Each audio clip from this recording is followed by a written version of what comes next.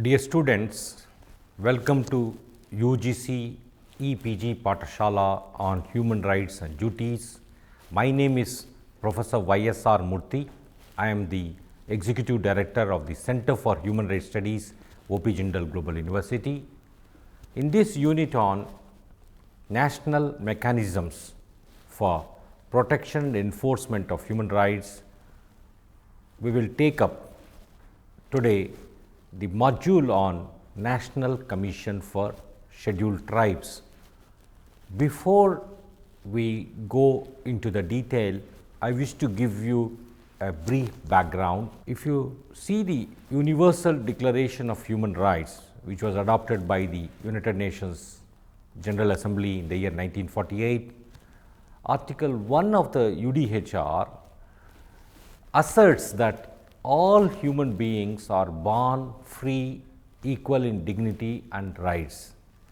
In other words, every human being shall have all the rights, whether the person is a rich or poor, whether the person is from a majority community or a minority community, whether the person is from a so-called upper caste or so-called lower caste, whether the person is tribal or a non-tribal, all human beings are born free and equal in dignity and rights.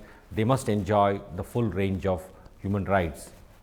In the subsequent human rights conventions also, which were adopted by the United Nations General Assembly, this principle of non-discrimination is mentioned very clearly. For instance, the International Covenant on Economic, Social, Cultural Rights, which guarantees such important rights as right to work, right to just conditions of work, right to food and adequate standard of living, right to education, right to health. This covenant also proclaims that all these important substantive economic, social, cultural rights shall be enjoyed by everyone, regardless of any distinctions based on gender or other grounds. Now, let us look at the International Covenant on Civil and Political Rights, which was again adopted in the year 1966. It talks about substantive civil and political rights like right to life, right to be free from torture, humane treatment to detainees, right to fair trial, right to freedom of speech and expression, right to freedom of conscience and religion. And if one looks at Article 2 of the International Covenant on Civil and Political Rights, it asserts that all these civil and political rights have to be enjoyed by every human being, regardless of any distinctions based on gender, race, etc. Now, India is a party to both these important conventions. Further on, there is a International Convention on the Elimination of all forms of racial discrimination. Right in the first article of this Racial Discrimination Convention, the definition of racial discrimination has been given and the obligations of the state parties are outlined, and the countries which sign and ratify these conventions are expected to take the full range of legislative measures, executive measures, judicial measures and other measures to give effect to all the rights which are mentioned in these conventions. Now, today there are nearly 70 legally binding conventions and then 30 or so of non-binding standards. Together they constitute the international human rights law. India has signed many of these human rights treaties and has undertaken all the legal obligations flowing from them, and these obligations are of three levels. Obligations to respect, that means you shall not do anything which goes against the spirit of the provisions of these conventions, and obligations to protect and obligations to fulfill. And obligations to protect require that the state shall take measures to see that these rights are not violated in practice, and the obligations to fulfill require states to take all positive measures to give effect to the rights which are mentioned in the conventions. Now, let us look at our own constitution, which was adopted by the Constituent Assembly and came into force. And in the preamble to the Constitution, there is a reference to social justice, economic justice, political justice, and Article 14, which is under the Chapter 3 of the Fundamental Rights of the Constitution, talks about right to equality and equal protection of laws. Article 15 talks about state taking special measures for economically or educationally backward classes of citizens, and a whole range of safeguards have been enshrined for persons belonging to scheduled castes and scheduled tribes. In the last module, we saw the structure of the National Commission for Scheduled Castes, and historically certain groups faced isolation by virtue of living in remote areas, hills, forests, etc. And there were certain groups have faced caste based atrocities, and in their access to public resources like wells, restaurants, temples, and so on and so forth. And that is why the framers of our Constitution have put in place an elaborate safeguards and to secure the rights of these groups. And in this module, we will take up for a closer scrutiny the National Commission for Scheduled Tribes. And if one looks at let us say education, you please see the figures of literacy of the general population vis-a-vis the literacy levels of the scheduled tribes. Over the decades, we notice that there is a gap between the educational attainments or the literacy levels of population, general population on the one hand, and the persons belonging to scheduled tribes. And if you look at the disaggregated data, you find that the position of the scheduled tribe women is much worse, and so the scheduled tribe women face double discrimination, and by virtue of on their status as a woman and then on the status as a scheduled tribe.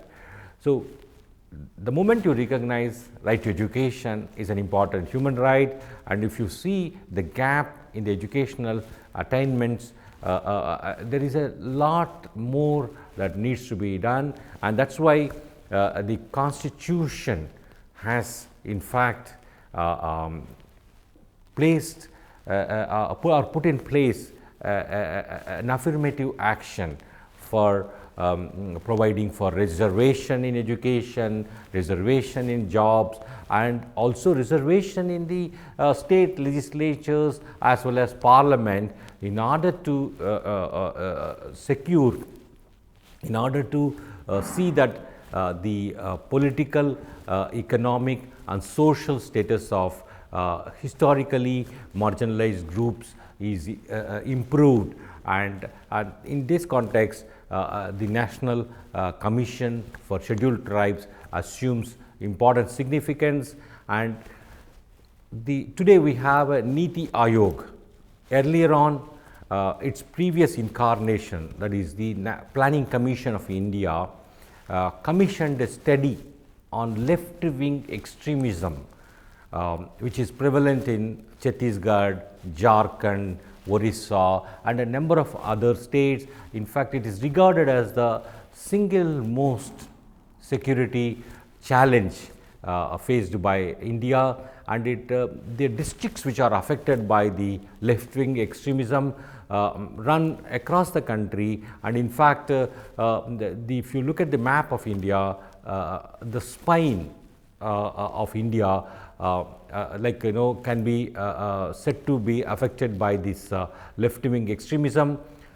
And the Planning Commission study really brought out the reasons for this left wing extremism. At the root of the matter is land alienation, tribal unrest and the industrialization, the rush of mining companies into hitherto inaccessible areas like hills, forests, and all of them have brought about a conflict. The exploitation of money lenders, the loss of their traditionally held land. So, tribals have an ecosystem, they have a unique culture, they have a close affinity with the land, and their belief system surrounds the forest, the hills, etc., where they used to live for generations together. And when that cultural system is threatened by ongoing industrialization, threatened by contact with outsiders, threatened by exploitation, there is a social unrest, there is a tribal unrest, and it often gives rise to the conflicts between tribals and non-tribals in certain states of northeastern India or in other pockets of the country.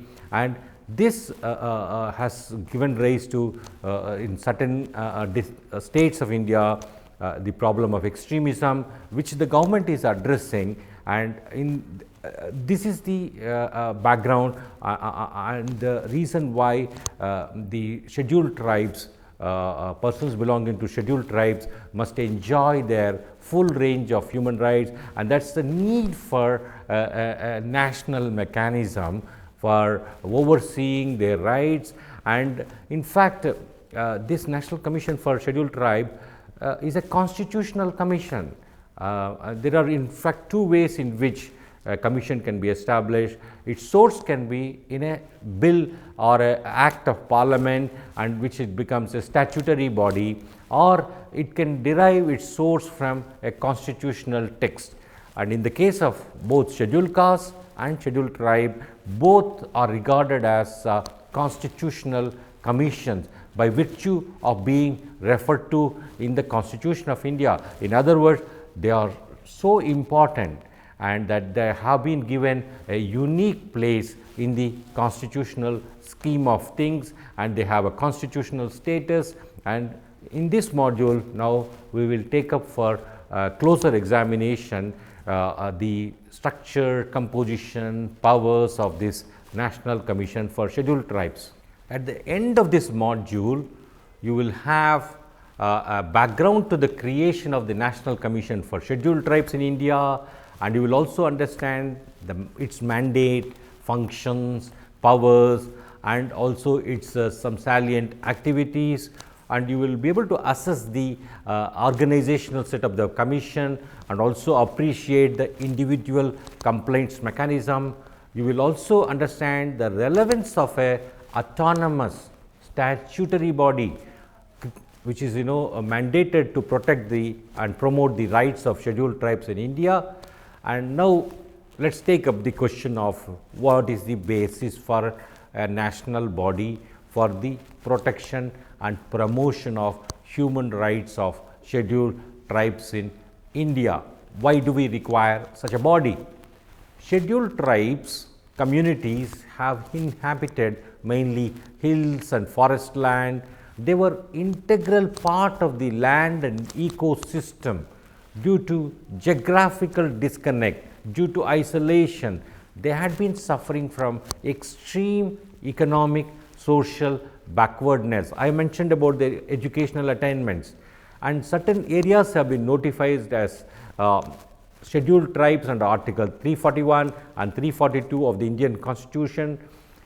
They depend heavily on the occupation of their tribal traditional land, for example, like minor forest produce, and the existence of their culture depends on the lands on which they inhabit, and when they face a threat of displacement from mining operations in their land, and it gives rise to certain problems, and there is a need for a human race based protection mechanism for scheduled tribes. And in this context, a statutory national commission for scheduled tribe had been felt. Ever since the constitution came into force, initially a special officer, that is commissioner for scheduled castes and scheduled tribes, was created, and that commissioner was assigned a role to investigate all matters relating to the safeguards for SCs and STs. In 1987, the government modified the functions of this commissioner to advise the government on a broad range of policy issues relating to STs, and following a constitution amendment, the multi-member National Commission for Scheduled Castes and Scheduled Tribes was created in the year 1992, and subsequently 89th Constitutional Amendment Act led to the bifurcation of the National Commission for SC on the one hand and the National Commission for ST, and earlier on it was a one body, but it was separated in the year 2004. And what is the mandate and vision of the National Commission for Scheduled Tribes? It is required to monitor all matters relating to the implementation of the constitutional safeguards provided for scheduled tribes. It is supposed to advise on the planning process of socio-economic development of the scheduled tribes. And if you look at the mission statement of the National Commission for Scheduled Tribes, it says this body shall endeavor to evaluate the process of all-round development of scheduled tribes, to monitor the implementation of constitutional and legal safeguards. It is required to look into complaints and conduct inquiries for violation of rights, and it can also required to give recommendations to the central and state governments regarding the protection of rights. It is required to proactively make recommendations for further empowering the scheduled tribe, and it shall work as an agent of justice and rights. So, what are the functions, duties and powers of this National Commission for Scheduled Tribes, which are specified under Article 338? The National Commission for ST shall perform a number of functions, including investigation, monitoring of matters relating to safeguards provided for scheduled tribes. It shall inquire into specific complaints relating to the rights and safeguards for STs, particularly their violation. It shall participate and advise in the planning process relating to socio-economic development of scheduled tribe, and it is required to submit a report to the President of India every year on the safeguards for scheduled tribes, how they have worked and what needs to be done further, and it shall discharge such other functions in relation to scheduled tribes. The Ministry of Tribal Affairs, which is the nodal ministry, issued a notification in the year 2005. Under that notification, this National Commission for Scheduled Tribes was asked to discharge certain things, and it shall take measures which need to be taken over, conferring ownership rights in respect of minor forest produce to scheduled tribes living in forest areas, which is a key demand, and the Commission shall take measures to safeguard rights of tribal community over mineral resources, water resources, etc., as laid down by law, and the Commission is also required to take measures for the development of tribals, to plug loopholes and to work for more viable livelihood strategies.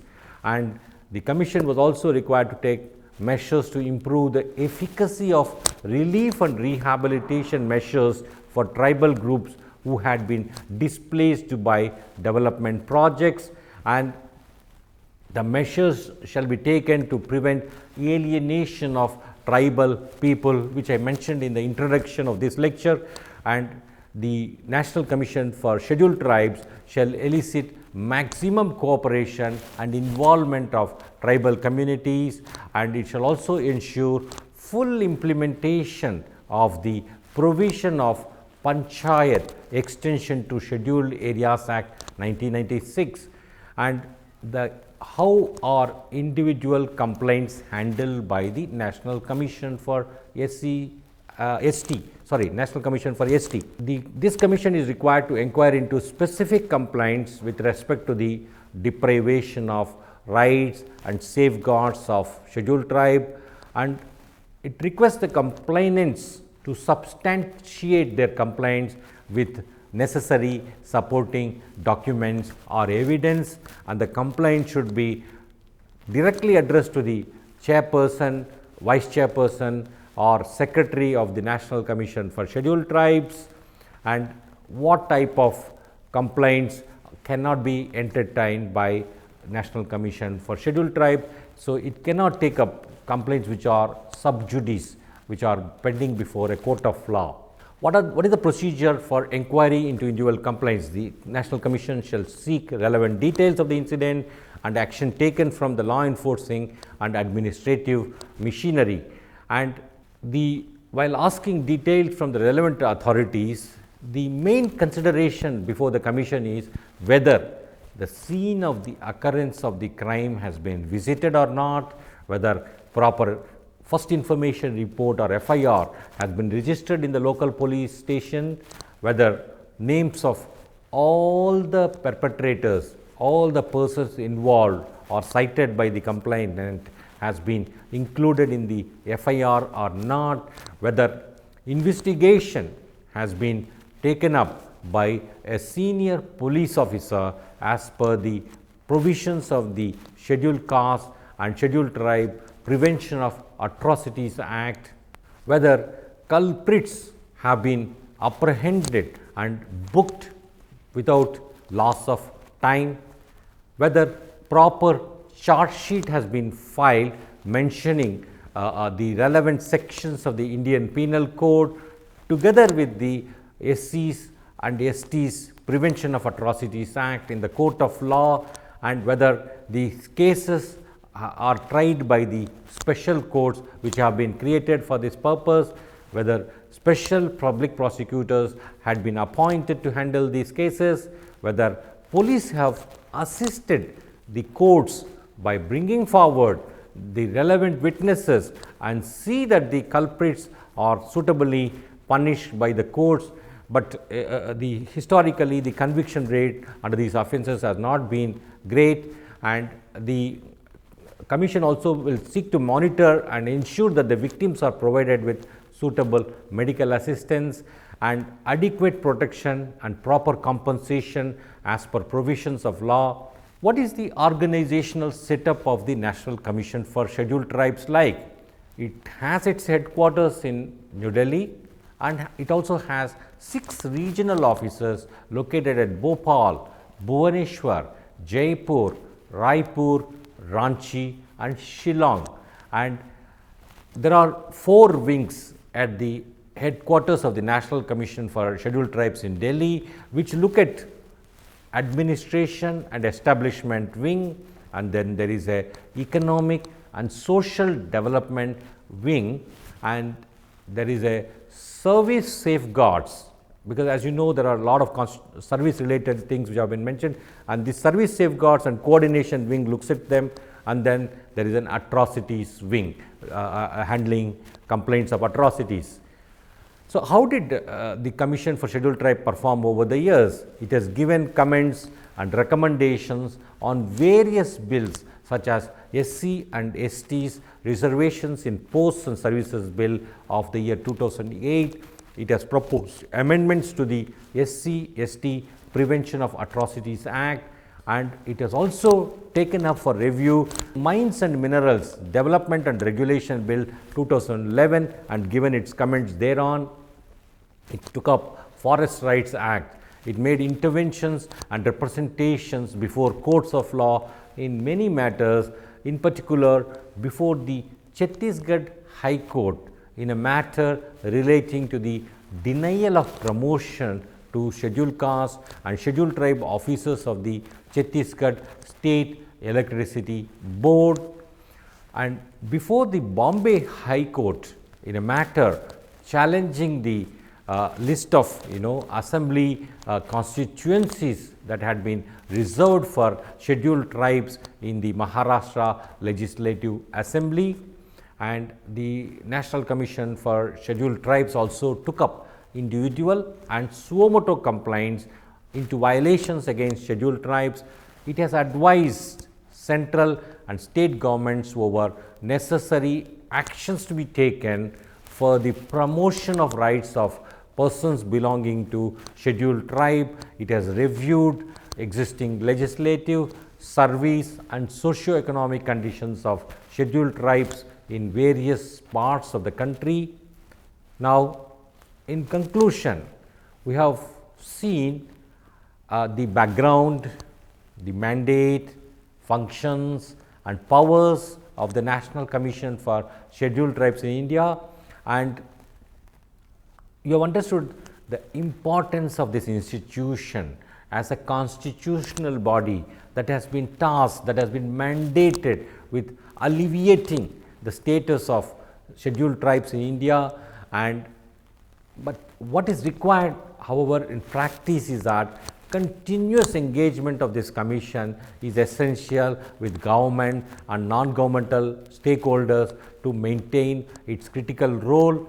As I said in the beginning of the lecture, there had been tribal unrest, and the key issue is alienation of the tribal land, and there is a lot more that needs to be done in order to address this tribal unrest, in order to ensure that the tribals enjoy the full range of human rights on par with others, and this is where the National Commission for Scheduled Tribes can play a big role in monitoring, in supervising various constitutional safeguards and making recommendations.